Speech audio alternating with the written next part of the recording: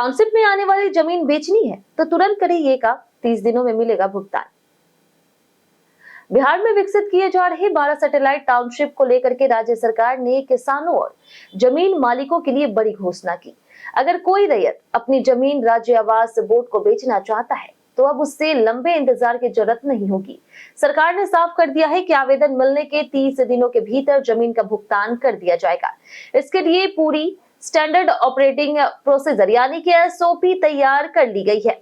यह घोषणा नगर विकास और आवास मंत्री नीतीश मिश्रा ने विधान परिषद में की। दरअसल विधान सभा और विधान परिषद में कई दिनों से सैटेलाइट टाउनशिप योजना को लेकर के सवाल उठ रहे थे। किसानों के मन में यह आशंका थी कि जमीन बेचने के बाद भुगतान में देरी हो सकती है या फिर सरकार जबरन जमीन अधिग्रहित करेगी। लेकिन अब सरकार ने इन सभी आशंकाओं को दूर करने की कोशिश की। मंत्री ने स्पष्ट कहा है कि सरकार की मंशा किसी भी किसान से जबरदस्ती जमीन लेने की नहीं है।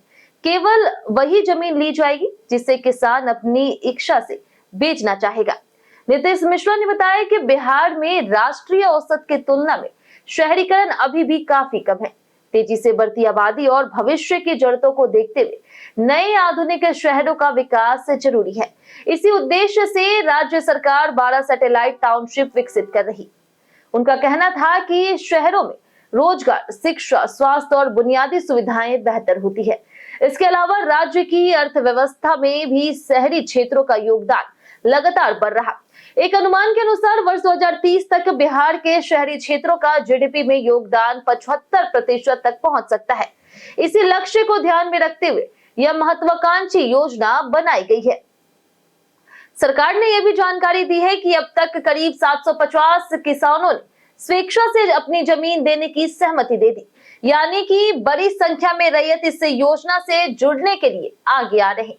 सरकार का दावा है कि लैंड पूलिंग की पूरी प्रक्रिया में किसानों के हितों की रक्षा की जाएगी और उन्हें किसी भी प्रकार का नुकसान नहीं होने दिया जाएगा।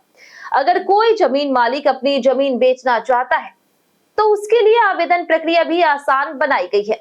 जिन जिलों में राज्य आवास बोर्ड का कार्यालय मौजूद नहीं है, वहां सरकार ने एक नोडल पदाधिकारी नियुक्त किया।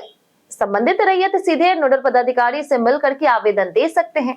इसके अलावा ऑनलाइन आवेदन की सुविधा भी उपलब्ध कराई गई है ताकि लोगों को कार्यालयों के चक्कर ना लगाना पड़े। आवेदन स्वीकार होने के बाद अधिकतम 30 दिनों के भीतर भुगतान करने का प्रावधान रखा गया है। हालांकि सदन में इस योजना को लेकर के कई सवाल भी उठे। विधान परिषद सदस्य रविंद्र प्रसाद सिंह ने सरकार से मांग की है कि किसानों को जमीन बेचने के लिए एक निश्चित समय सीमा तय की जाए। वहीं सदस्य नीरज कुमार ने कहा कि किसानों के बीच अभी भी कई तरह की आशंकाएं हैं। इसके जवाब में मंत्री ने भरोसा दिलाया है कि सरकार पूरी पारदर्शिता के साथ योजना लागू करेगी और किसी भी किसान के साथ अन्याय नहीं होने दिया जाएगा। इस दौरान सदन में राजनीतिक बहस भी देखने को मिली। राजद के एमएलसी सुनील सिंह ने दावा किया है कि सैटेलाइट टाउनशिप की वजह से उनकी लगभग पूरी जमीन प्रभावित हो गई। उन्होंने सवाल उठाया कि अलग अलग कीमत वाली जमीन के बदले सरकार 55% हिस्सेदारी का फॉर्मूला कैसे लागू कर सकती है। उन्होंने ये भी आरोप लगाया है कि जमीन की खरीद बिक्री पर रोक लगा करके किसानों को परेशानी में डाला जा रहा है। कुल मिलाकर के सरकार का संदेश साफ है कि बिहार के 12% सैटेलाइट टाउनशिप के लिए जमीन देने वाले किसानों को भुगतान के लिए लंबा इंतजार नहीं करना पड़ेगा। आवेदन के 30 दिनों के भीतर पैसा देने की व्यवस्था लागू की जा रही। सरकार का दावा है कि यह योजना बिहार में आधुनिक शहरों के विकास, रोजगार के नए अवसर पैदा करने और राज्य की अर्थव्यवस्था को मजबूत बनाने की दिशा में एक बड़ा कदम साबित होगी।